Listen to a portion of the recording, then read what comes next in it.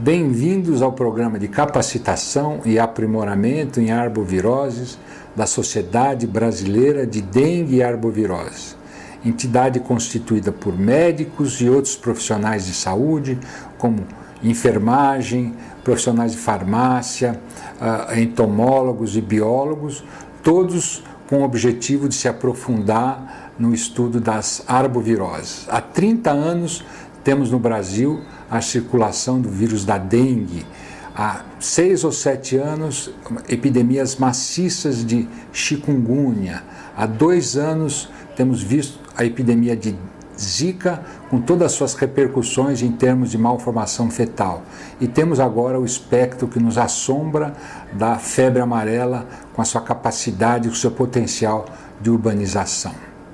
Contamos com a colaboração de outras entidades profissionais, também interessadas no estudo, aprofundamento da arbovirose. Esse programa de capacitação e aprimoramento se constitui por 5 vídeos elaborados por profissionais bastante capacitados na abordagem desses diferentes aspectos das arboviroses, desde os epidemiológicos até do manuseio clínico, tendo em vista o diagnóstico correto, o manuseio de tratamento e o diagnóstico desses casos. Esperamos que esses vídeos possam ajudar os profissionais de saúde a manusear de forma mais correta os pacientes acometidos por essa arbovirose, assim como eles possam entender o contexto epidemiológico dessas doenças, para que possamos então implementar as medidas mais adequadas para a sua prevenção.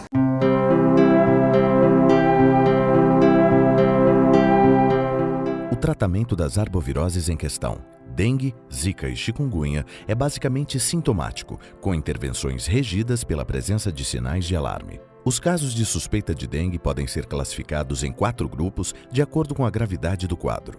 Na ausência de sinais de alarme, podemos ter 2 situações. No grupo A são classificados os pacientes com melhores condições gerais, ou seja, sem sinais de alarme, sem comorbidades como hipertensão ou outros quadros cardiovasculares, sem diabetes, DPOC, doenças hematológicas crônicas, principalmente anemia falciforme, doença renal crônica, doença acidopéptica e doenças autoimunes, sem condições especiais de saúde, gravidez, lactentes, adultos acima de 65 anos, por exemplo, e sem risco social, ou seja, tem estrutura familiar e social de apoio que pode fornecer suporte ao tratamento domiciliar, dispensando internação imediata. Neste caso, se indica a hidratação oral, enquanto se aguardam os resultados laboratoriais para a decisão sobre terapêutica, e o atendimento segue ambulatorial com um repouso. O segundo grupo sem sinais de alarme, o grupo B, apresenta indícios de sangramento da pele espontâneo ou induzido pela prova do laço, apresenta comorbidades, alguma situação clínica especial e algum risco social, representado por uma estrutura familiar com pouca capacidade de apoio ao paciente. Igualmente se procede à hidratação oral. Enquanto se aguardam os resultados laboratoriais para a decisão sobre terapêutica, o acompanhamento do caso é feito em leito de observação até a decisão terapêutica e a reavaliação clínica. A orientação sobre hidratação já pode ser iniciada desde a triagem da enfermagem, contribuindo para a conscientização do paciente e familiares. Evitar a automedicação também é uma orientação relevante para ser dada neste momento. Para a hidratação oral, o volume a ser ofertado ao paciente deve obedecer à razão de 60 ml por quilo de peso por dia. A hidratação oral pode ser feita em casa. Do volume total de líquido diário, a administração inicial deverá ser de 1/3 do soro caseiro e, na sequência, podem ser utilizados outros líquidos, como água, suco de frutas, água de coco, chás, etc., distribuídos pela manhã quando se recomenda maior volume, à tarde e à noite dentro dos hábitos do paciente, mantendo a alimentação regular. O soro caseiro é composto de 2 colheres de sopa de açúcar e 1 colher de chá de sal em 1 litro de água. Considerando a importância de manter o paciente hidratado, essa regra representa, por hipótese, que um adulto de 70 quilos deverá tomar diariamente 4,2 litros de líquido, sendo que 1,4 litro deverá ser ingerido nas primeiras 4 a 6 horas após o atendimento e o restante do volume nos demais períodos. Para crianças crianças abaixo de 13 anos, o paciente e o cuidador deverão ser orientados a fazer hidratação via oral. O volume de líquido diário deverá ser dividido de forma que 1/3 seja ofertado sob a forma de soro caseiro, no período de 4 a 6 horas após o atendimento, e o restante na forma de chás, sucos de frutas e água ao longo do período. Para o cálculo de volume de líquido para crianças, é considerada a regra de Holiday-Segar, acrescida de 3% de possíveis perdas. Para crianças até 10 kg de peso, se usa a razão de 130 ml de líquido por quilo por dia. Em crianças entre 10 e 20 kg, 100 ml por quilo por dia, e para crianças acima de 20 kg, 80 ml por quilo por dia. A alimentação deve ser mantida de acordo com a aceitação do paciente. No caso de bebês, o aleitamento materno deve ser mantido e incentivado. A hidratação deve ser mantida durante todo o período febril, até por 24 a 48 horas após a cessão da febre. A orientação ao paciente e familiares deve ser assertiva para garantir o retorno para avaliação e atenção de sinais de alarme, como sangramento de mucosas, petequias, presença de sangue nas fezes ou na urina. Nesta situação, o paciente deve se dirigir imediatamente a uma unidade de saúde. Na presença de sinais de alarme, novamente podemos ter dois tipos de situações dos pacientes com dengue. O grupo C, caracterizado pela presença de sinais de alarme, mas ainda sem sinais de gravidade, pode manifestar sintomas como dor abdominal intensa e contínua, referida ou por apalpação, vômitos persistentes, acúmulo de líquidos, com ascite ou hidroperitônio, derrame pleural, derrame pericárdio, hipotensão arterial, hepatomegalia acima de 2 cm abaixo do rebordo costal, sangramento de mucosa, letargia ou irritabilidade e aumento progressivo de hematócrito. Nestes casos, se inicia a hidratação venosa de 10 ml por quilo, com acompanhamento em leito de internação e em repouso por 48 horas, até a estabilização e chegada de exames auxiliares, que incluirão o hemograma completo, dosagem de albumina sérica e transaminases, além de raio-x de tórax e ultrassonografia de abdômen quando necessário. Para pacientes com hematócrito normal, é recomendável uma reavaliação clínica e laboratorial diária até 48 horas após a cessão de febre, se houver sinais de alarme. A introdução da hidratação endovenosa imediata é crucial, com soro fisiológico ou Ringer lactato na proporção de 20 ml por quilo de peso por hora por 2 horas. Findo este período, uma reavaliação clínica e de hematócritos é feita para se avaliar a necessidade de replicação frente à melhora ou não do hematócrito ou de outro elemento de hemodinâmica. A hidratação pode ser replicada até 3 vezes. Em adultos, se a resposta às 3 fases de expansão for negativa, deve adotar os procedimentos indicados para os grupos mais graves, o grupo D. Caso contrário, se inicia a fase de manutenção com hidratação com solução de 1/3 de soro fisiológico e de 2/3 de soro glicosado, na proporção de 25 ml por quilo de peso por hora por 6 horas, evoluindo para 25 ml por quilo de peso por hora durante 8 horas. No caso de crianças, a fase de expansão é igual à dos adultos. No caso de resposta positiva, a hidratação de manutenção nas crianças segue a regra de Holiday-Segar para a hidratação basal. Nas crianças, havendo perda por fuga capilar, se deve adotar soro fisiológico 0,9% ou Ringer lactato 50% das necessidades hídricas basais apontadas pela regra via intravenosa. A medicação sintomática segue o mesmo padrão dos grupos A e B.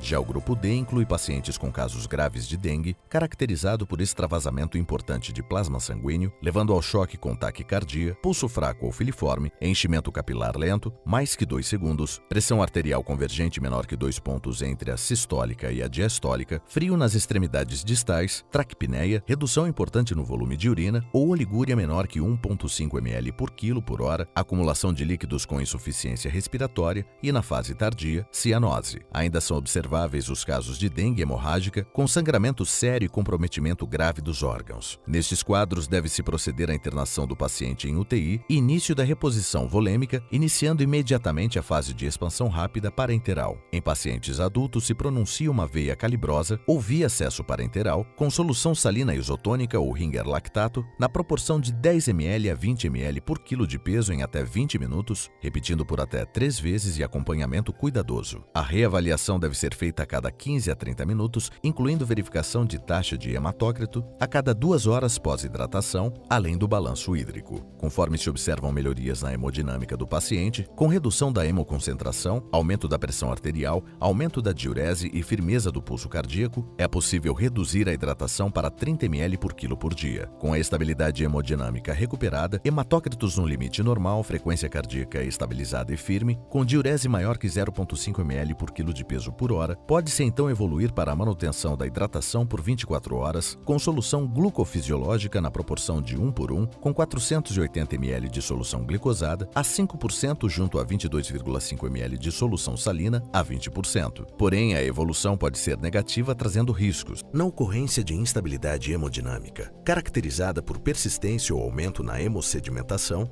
hipotensão arterial, pulso débil ou filiforme, é necessário aumentar a infusão de soro fisiológico ou Ringer lactato para 20 ml por quilo por hora e considerar a introdução de oxigenoterapia. Se ainda persistir a instabilidade hemodinâmica com o aumento de hematócritos, expansores plasmáticos devem ser usados com plasma 20 ml por quilo ou com albumina 13 ml por quilo por hora. Persistindo o quadro hemodinâmico instável, é recomendável dissecar a veia e monitorar a pressão venosa central, recalcular os volumes de plasma, de soluções eletrolíticas e considerar outros expansores, além de iniciar a investigação por outras doenças associadas. Se o paciente evoluir para a fase crítica com persistência do choque, com hematócritos em ascensão e choque, mesmo após reposição volêmica, devem ser usados expansores plasmáticos com albumina na proporção de 0,5 gramas a 1 grama por quilo de peso do paciente ou coloides sintéticos. No quadro de hematócrito em queda e choque, deve ser iniciada a investigação para hemorragias e taxa de coagulação ou coagulopatia de consumo. A transfusão de hemácias na proporção de 10 a 15 ml por quilo de peso por dia deve ser adotada.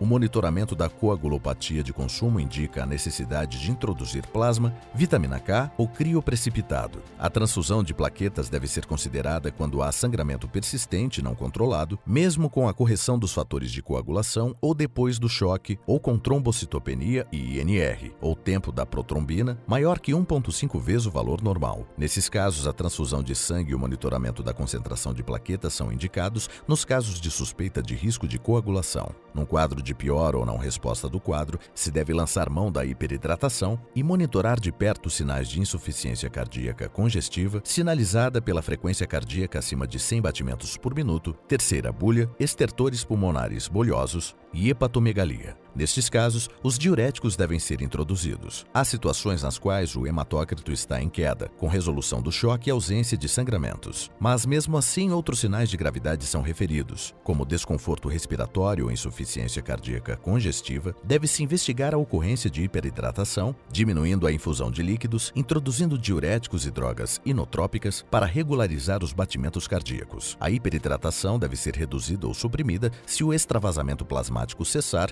e a pressão arterial e pulso se estabilizarem e a perfusão periférica tender a se normalizar. Além disso, a hidratação parenteral ou venosa deve cessar quando houver diminuição do hematócrito na inobservância de sangramento, ou quando a diurese estiver normalizada, ou quando os sintomas abdominais estiverem resolvidos. O paciente evoluindo positivamente é submetido aos procedimentos terapêuticos do grupo C. Para os grupos C e D, é importante introduzir oxigenoterapia em todos os casos de choque. A escolha do método de ventilação dependerá da gravidade do quadro e da tolerância do paciente. Os pacientes com sinais de alerta podem apresentar edema subcutâneo generalizado, bem como derrames cavitários pela perda capilar. Isso não significa necessariamente hiperidratação a princípio. O edema pode inclusive aumentar após hidratação satisfatória.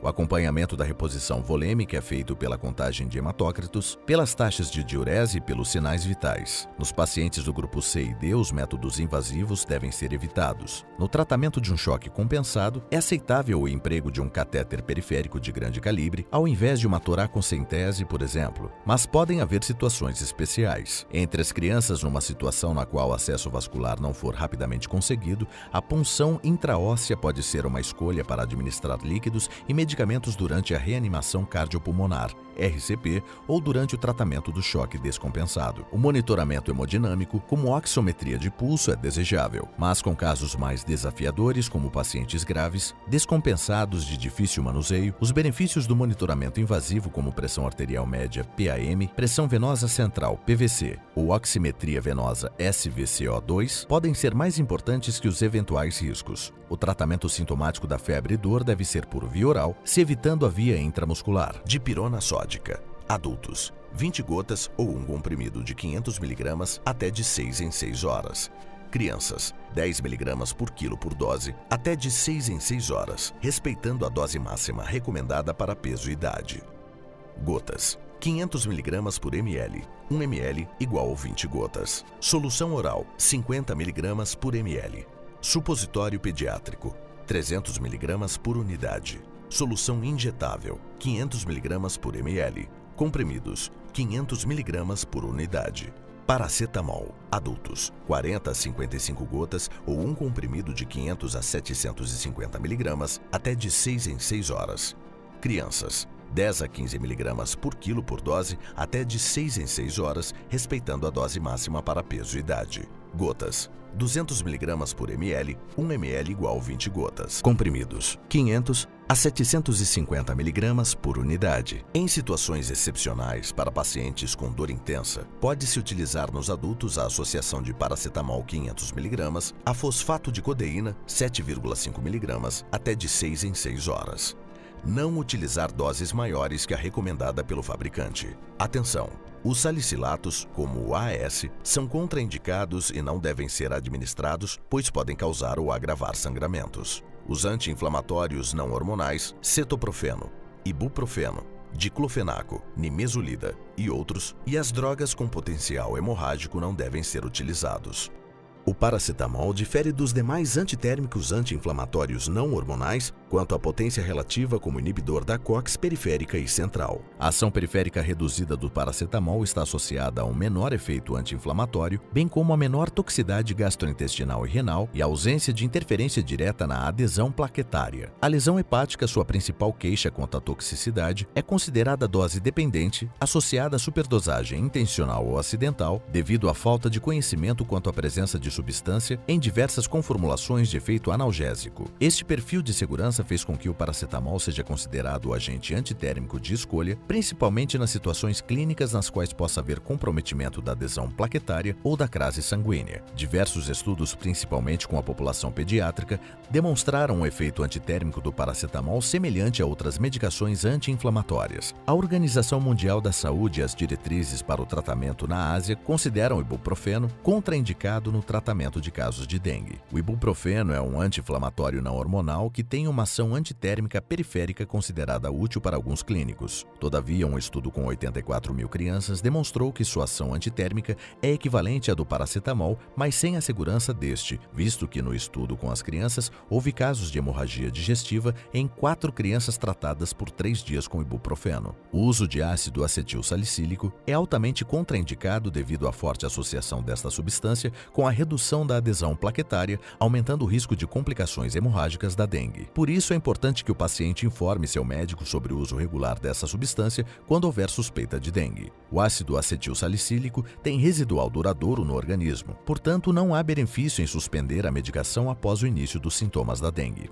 Além disso, o ácido acetil salicílico e clopidogrel, antiagregantes plaquetários bastante usados, deverão ser mantidos em pacientes com stent farmacológico com menos de 6 meses ou com stent não farmacológico a menos de 1 mês e também em pacientes coronariopatas com doenças cerebrovasculares, avaliando o benefício da manutenção da antiagregação plaquetária com plaquetometria inferior a 50/10 por litro. Recomenda-se a interrupção da administração do ácido acetil salicílico apenas em pacientes com contagem de plaquetas menor que 3.000 a 5.000. O ácido acetil salicílico está presente em diversas coformulações, como antigripais. Portanto, é bastante prudente orientar os pacientes a não se automedicarem enquanto não for feito o diagnóstico diferencial entre gripe, resfriados, alergias e dengue. Os demais anti-inflamatórios são contraindicados nos casos de dengue pelo risco potencial de aumento de sangramento, em especial do trato gastrointestinal, dada a sua ação de antiagregante plaquetário. Nos casos de pacientes com próteses metálicas, com fibrilação atrial crônica, em tratamento de embolia pulmonar ou de síndromes trombofílicas, a terapia de anticoagulação deverá ser mantida plena. Os casos graves de dengue levaram à consideração dos corticoides como alternativa terapêutica. Porém, em estudos prospectivos, não foi registrada diferença significativa entre os resultados da metilprednisolona e do placebo na redução de mortes, complicações graves ou necessidade de hemotransfusões. Na fase inicial da dengue, quando ocorreram a febre, a perda do apetite e o mal-estar geral, o paracetamol é uma indicação segura e eficaz. Mas é importante alertar o paciente para que há uma segunda fase da doença que pode dar início às complicações mais mais graves da doença, sinalizadas pelas extremidades frias e redução do volume urinário, e o médico deverá fazer o acompanhamento apropriado. Assim como a dengue, o tratamento dos sintomas da chikungunya é sintomático. O uso de antivirais para os quadros desta doença ainda estão em ensaios preliminares, então não se aplicam. Analgesia, hidratação e repouso são os 3 procedimentos-chave para o tratamento da fase aguda da infecção pelo vírus chikungunya. Na fase aguda da infecção, é recomendado evitar os AINH, principalmente pela possibilidade dos casos de dengue estarem presentes. Indica-se o paracetamol para febre e mialgias, além de repouso e compressas frias nas articulações e locais de dor. Dipirona pode ser uma alternativa para febres mais refratárias. Em dores mais exuberantes ou mais duradouras, a codeína e o tramadol podem ser associados ao paracetamol ou dipirona. Na fase subaguda, cessada a febre, o risco da presença de dengue concomitante diminui e os anti-inflamatórios não esteroides podem ser adotados, principalmente nos casos de inflamação intensa das articulações, sendo os tornozelos uma das áreas mais comuns de acontecimento. A investigação diagnóstica das formas crônicas deve incluir exames como VHS ou velocidade da hemossedimentação, proteína C e perfil de autoanticorpos, com radiografia das articulações afetadas e ultrassonografia das partes moles inflamadas. O uso de corticoides na fase aguda é desrecomendado, exceto nos quadros onde há complicações oculares importantes, como a uveíte e retinite. Porém, na fase subaguda, em casos de ausência de resposta, os corticosteroides podem ser benéficos em doses baixas, ou seja, 5 a 10 mg ao dia, associados a um anti-inflamatório 1 mg por quilo por dia como medicação única. A chikungunya tem sua fase crônica, com sintomas persistentes de poliartralgia que podem perdurar por mais de 12 meses, inclusive trazendo rigidez à articulação em alguns casos. Devem ser descartadas mialgias e neuropatias antes de iniciar um curto ciclo de prednisona nestes casos. Deste ponto adiante, dada a gravidade, já se pode considerar o uso do metotrexato, cloroquina ou monoclonais, anti-TNF, associando sessões de fisioterapia. O metotrexato é a primeira escolha nos casos de artrite reumatoide pós-chikungunya, tendo a leflunomida e a sulfasalazina como alternativas. Em alguns casos, a associação com anti-TNFs ou bloqueadores de necrose tumoral pode ser indicada. E nos quadros de espondilite pós-chikungunya, os anti-inflamatórios não esteroidais são a primeira escolha, tendo o metotrexato como alternativa nos casos existentes. Zika vírus é uma infecção bastante recente, sua repercussão sobre fetos indica a necessidade de monitoramento e mais conhecimento. Até o momento, o tratamento das infecções de Zika vírus seguem os mesmos indicados para dengue e chikungunya. Assim, o paracetamol é indicado como antitérmico e analgésico. No caso de exantemas pruriginosos, antihistamínicos podem ser usados. Em função dos graves efeitos teratogênicos do Zika vírus, estão sendo feitas pesquisas de antivirais em vários países que deverão originar opções terapêuticas efetivas, espera-se, em curto período de tempo.